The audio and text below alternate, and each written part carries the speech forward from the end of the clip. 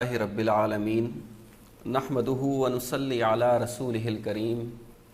اما بعد فاعوذ باللہ من الشیطان الرجیم بسم اللہ الرحمن الرحیم یا ایہا الذین آمنوا اطیعوا اللہ واطیعوا الرسول واولی الامر منکم آمنت باللہ صدق اللہ العظیم وصدق رسولہ النبی الکریم۔ الحمدللہ، جیسا کہ آپ تمام جانتے ہیں، اسلامی روحانی مشن کے زیر سرپرستی فہم دین کورس جاری و ساری ہے، اور یہ سلسلہ الحمدللہ المقصود ٹی وی کے تعاون سے آن لائن بھی شروع کیا جا چکا ہے، جو نہ صرف کراچی بلکہ پاکستان کے کئی شہروں میں اور اس کے علاوہ پاکستان کے باہر دیگر کچھ ممالک میں بھی دکھایا جا رہا ہے۔ اور یہ ایک بہت اچھی کوشش ہے شعبہ تربیت اسلامیہ کی، جو اسلامی روحانی مشن کا ایک انتہائی اہم شعبہ ہے کہ وہ دین کی تدریس کو عام کرنے میں ہر طرح کے ذرائع استعمال کر رہے ہیں، تاکہ جو لوگ کہیں جا کر دین کی تعلیم حاصل نہیں کر سکتے کسی وجہ سے، وہ گھر بیٹھ کر بھی دین کی تعلیم حاصل کر سکیں۔ تو آپ کے مختلف کورسز مختلف ایام میں چل رہے ہیں۔ آج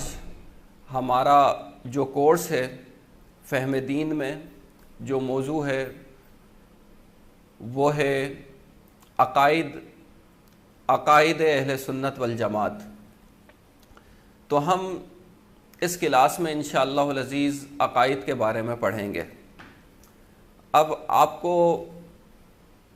کورس شروع ہونے سے پہلے موضوع تو بھیج دیا گیا تھا کہ آج کا موضوع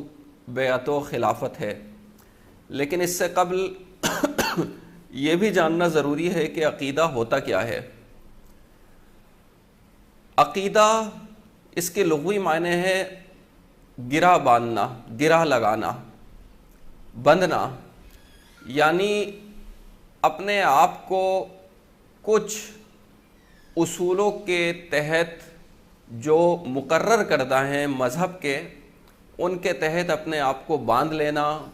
ان کے تحت اپنے آپ کو لے آنا، یہ عقیدہ کہلاتا ہے۔ اب جیسے بالعموم آپ سنتے ہیں عقائد اسلام، عقائد اسلام، عقائد اسلام، تو اسلام کے عقائد کیا ہیں؟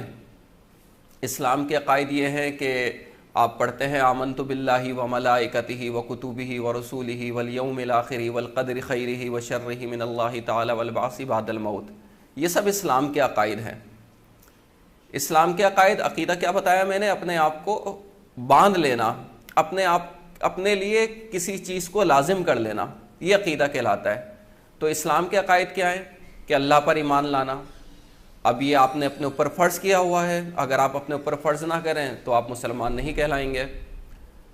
اللہ کے فرشتوں پہ، تمام فرشتوں پہ ایمان لانا، اس کی تمام کتابوں پہ ایمان لانا، اس کے تمام رسولوں پہ ایمان لانا، اور حضور اکرم صلی اللہ علیہ وسلم کو خاتم النبیین ماننا، آخرت کے دن پر ایمان لانا، اچھی بری تقدیر پر ایمان لانا، مرنے کے بعد دوبارہ زندگی پر ایمان لانا، یہ تمام اسلام کے عقائد ہیں جو اسلام نے ہمیں دیے ہیں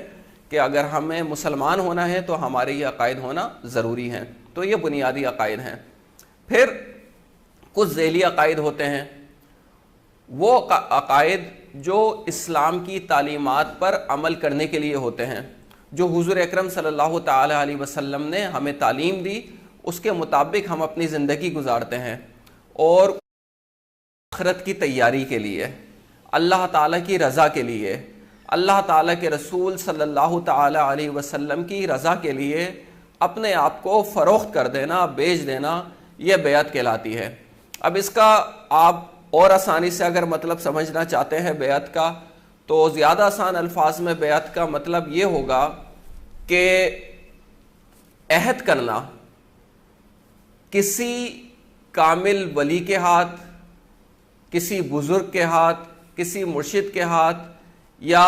جو بیعت رسول اللہ صلی اللہ علیہ وسلم نے لی، آقا دو جہاں حضور اکرم صلی اللہ علیہ وسلم کے ہاتھ پہ بیعت کرنا، یا انبیاء کرام علیہم السلام نے بیعت لی ان کے ہاتھوں میں بیعت کرنا، تو کسی کے ہاتھ میں بیعت کرنا کس لیے کرنا؟ بیعت اللہ تعالیٰ کے احکامات کی فرما برداری کرنے کے لیے، اللہ تعالیٰ کے احکامات کو ماننے کے لیے، زندگی کا جو مقصد ہے اس کو پورا کرنے کے لیے، نیک اعمال کرنے کے لیے کسی کے ہاتھ پہ بیعت